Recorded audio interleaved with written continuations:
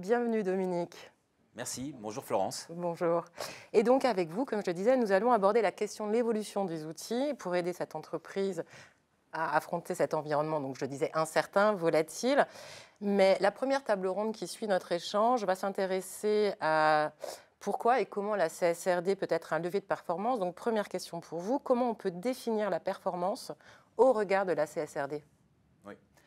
Alors, je pense que de manière générale, la performance de l'entreprise, c'est toujours la même définition. Finalement, c'est atteindre les objectifs stratégiques qu'on s'est fixés de la manière la plus efficiente possible. Maintenant, la CSRD, par rapport à la performance, c'est quoi? Ce sont de nouvelles hypothèses, des paramètres à prendre en compte, et donc, dans le processus d'analyse stratégique, on doit l'intégrer, et donc, soit à la marge, soit de manière majeure, les objectifs vont être impactés. Donc ça, c'est, je pense, quelque chose d'important à prendre en considération, parce que ça dépasse déjà de ce point de vue-là le concept de reporting classique. Pardon, je vous ai interrompu. Non, et puis après, c'est vrai que j'aime bien revenir sur la différenciation entre la RSE et ce qu'on définit comme CSRD, parce que c'est vrai que la RSE, ça existe depuis longtemps, et c'est des initiatives qui sont prises par les entreprises de manière volontaire. On les pilote, donc il y a un aspect stratégique, puisqu'en fait on y associe un budget, des équipes, etc. Mais malgré tout, le lien n'est pas systématiquement fait avec les objectifs stratégiques de l'entreprise. Avec la CSRD, par définition, on est obligé en fait d'engager ce processus de réflexion stratégique. Et donc, vous disiez que ça influe sur le pilotage. De quelle manière? Si on prend un ou deux exemples qui sont connus maintenant, qui sont en fait l'analyse de double matérialité et peut-être aussi la prise en compte de la chaîne de valeur dans sa globalité, forcément on est sur du stratégique. Et si je prends l'exemple précis de l'analyse de double matérialité, on a cette étape du processus qui est de récolter ce qu'on appelle les IRO, donc les impacts de l'entreprise sur son environnement, les risques et les opportunités. Si on compare ça à une analyse SWOT, d'un point de vue stratégique, on n'est pas si loin, puisqu'on a les risques, les opportunités et les impacts, j'ai envie de dire. Si l'entreprise a des gros impacts, on peut le voir comme une forme de faiblesse. Si l'entreprise a des impacts limités et une maîtrise raisonnable de ces impacts, c'est une force. Donc on voit en fait dans quelle mesure un travail approfondi sur l'analyse de double matérialité nous amène à avoir cette réflexion stratégique pour l'entreprise. Après, c'est vrai qu'on peut aussi dire c'est juste un exercice de reporting. Et aujourd'hui, il existe des logiciels qui permettent de quasiment automatiser le processus de l'analyse de double matérialité, comme tout le reste en fait. Voilà, c'est un choix. En préparant cet échange, vous m'avez dit qu'on allait partir d'un exemple Oui. pour asseoir cette réflexion, cette réflexion plus stratégique, plus structurée. Et vous avez choisi l'exemple de l'ouverture d'une succursale. Est-ce que vous pouvez nous expliquer comment on doit désormais appréhender l'ouverture d'une succursale en mode CSRD? Oui, absolument. Alors, fondamentalement, ça ne change pas la manière de faire, mais à la marge, une fois de plus, il y a tout un ensemble d'éléments qui doivent être pris en considération. Donc si on prend une succursale, une petite succursale, une cinquantaine de personnes qui fait de la distribution de produits manufacturés, par exemple, on a trois aspects à prendre en considération, en plus de la génération de revenus et des coûts auxquels il faut faire attention pour avoir ensuite justement le résultat net qui soit pertinent par rapport à cette succursale. Là, on va se dire, il faut quand même que je prenne en considération comment cette entreprise se comporte d'un point de vue social.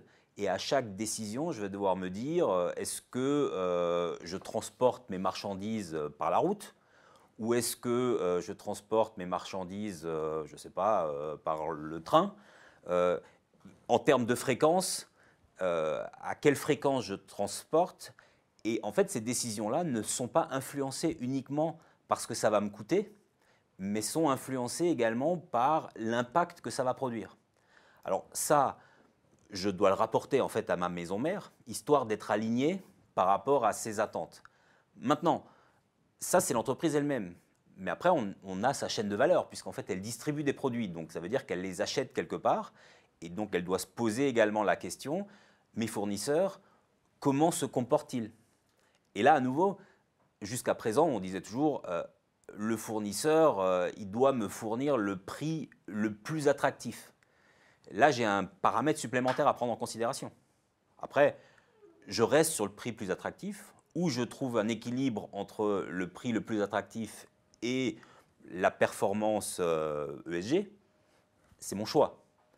Mais ce choix, je suis censé le documenter, je suis censé être capable d'expliquer, et logiquement, je suis censé aussi fournir cette information à ma maison mère pour qu'elle puisse synthétiser toute cette démarche. Puis alors, le dernier élément de la chaîne de valeur qui est probablement le plus grand défi, c'est les clients.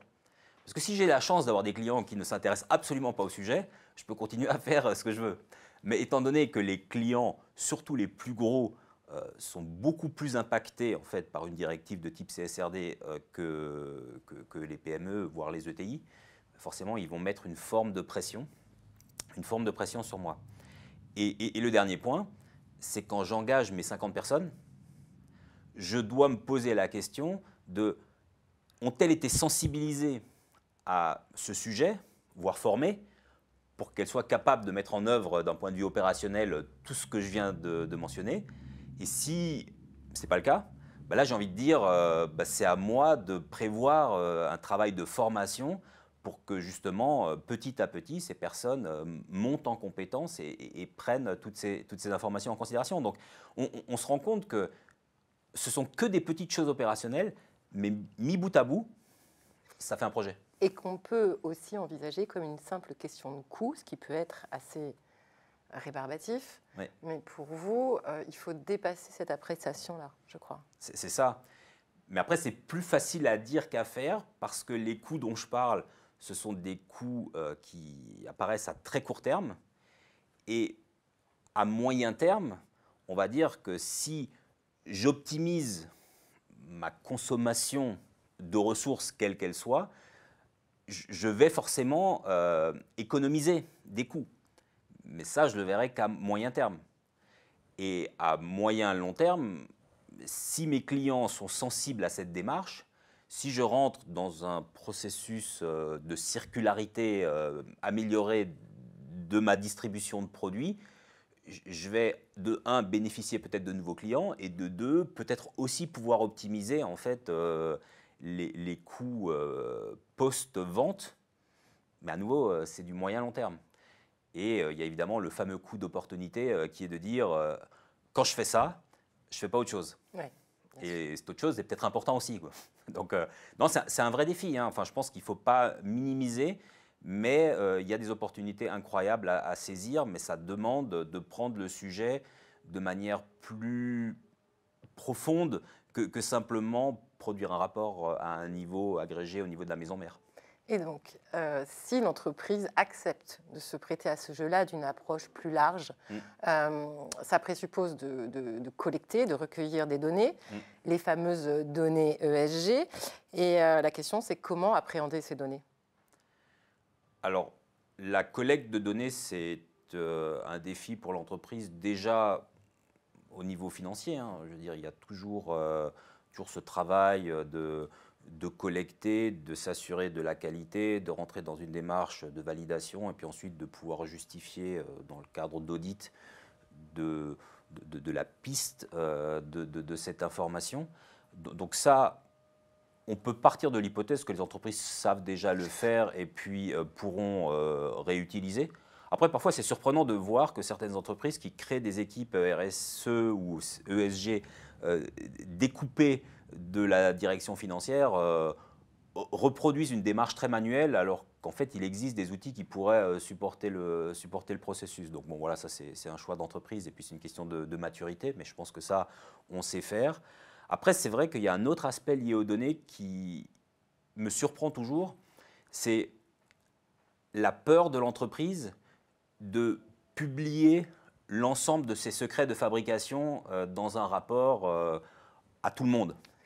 Et en fait, je veux dire, la CSRD n'oblige pas de tout publier, en fait. On choisit à quelle granularité on publie, on choisit également pourquoi on publie cette information, et on sait que lors d'un audit, il faudra peut-être qu'on prouve avec des informations plus granulaires pourquoi on a publié ce chiffre ou pourquoi on a publié ce commentaire. Et donc là, il faut effectivement du détail d'information. Mais cette information, elle ne doit pas forcément être publiée à tout le monde. Parce que évidemment, sinon, on publie toutes ces recettes de fabrication. Et après, il y a un autre aspect aussi, c'est que si on décide de publier quelque chose de très agrégé, on ne pourra pas piloter avec. Donc on a besoin des informations plus détaillées, également, alors un, pour expliquer, et deux, pour piloter. Et c'est vrai qu'aujourd'hui, on voit quand même beaucoup d'entreprises qui automatisent complètement le processus de publication de la CSRD et gèrent ça de manière très centralisée et agrégée. Là, j'ai envie de dire, bon, ça ira bien pour la première année ou la deuxième, mais après, il va falloir approcher les choses différemment, quoi. Et donc, vous avez insisté sur le double niveau de granularité requise, je dirais granularité de publication versus granularité de pilotage. Et donc, au regard de cette double granularité presque nécessaire, quel regard l'entreprise doit-elle porter sur ces outils existants? Oui. Alors, la réflexion par rapport aux outils de pilotage, elle a démarré un peu avant la CSRD, parce que c'est vrai qu'on s'est quand même rendu compte depuis 5-6 ans maintenant que la volatilité dans le monde a augmenté assez massivement. Alors, bon, il y a la volatilité liée à l'épidémie, la volatilité liée aux guerres, la volatilité liée aux événements climatiques, mais globalement, en fait, cette volatilité a beaucoup évolué et on est sorti de ce qu'on appelait la globalisation heureuse, où tous les pays du monde s'échangeaient des produits et qu'il n'y avait pas de heurts. Et donc, il n'y avait pas besoin de tampons pour encaisser en fait, la volatilité. Donc, la résilience était donnée d'une certaine manière. Donc, à partir de là, si on a une solution de pilotage qui est relativement peu flexible, ça ne gêne pas. Et d'ailleurs, pendant des années, on m'a dit non, non, ma solution de pilotage va très bien, ça suffit pour ce que j'ai à faire, tout va bien. Aujourd'hui, avec cette volatilité où on doit réagir plus vite, on a besoin de solutions plus flexibles, c'est-à-dire que les gens du métier ont besoin de pouvoir transformer ou changer des hypothèses, des paramètres pour tester des scénarios et donc piloter de manière plus agile. Et ça fait référence en fait à ce que j'ai dit au début avec la CSRD où j'ai de nouvelles hypothèses et de nouveaux paramètres qui arrivent et ils sont relativement changeants. Ben là, c'est pareil, ce n'est pas une volatilité directement comme celle que j'ai mentionnée, géopolitique ou climatique, mais par contre, c'est une volatilité liée en fait aux normes qui changent et puis la compréhension qui n'est pas encore parfaite et l'obligation de s'adapter. Et là, l'outil, il ne peut pas être monolithique, inflexible. Il doit pouvoir être adapté au fur et à mesure qu'on apprend. Parce que finalement, c'est peut-être le mot important, c'est qu'on apprend tous avec cette nouvelle réglementation. Alors qu'avec les réglementations financières, ça fait 30 ans qu'elles existent, on apprend de moins en moins. Là, il y a tout à apprendre. Et donc, comment on rend un monolithe, puisque vous avez employé le terme, agile? Oui.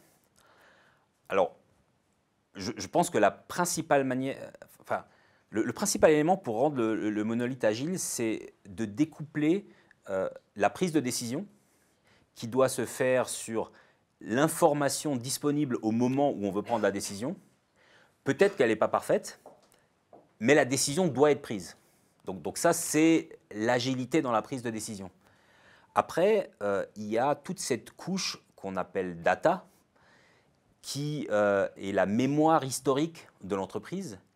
Et elle est censée être de qualité et elle doit être gérée de manière très prudente pour que justement cet historique d'information reste toujours cohérent.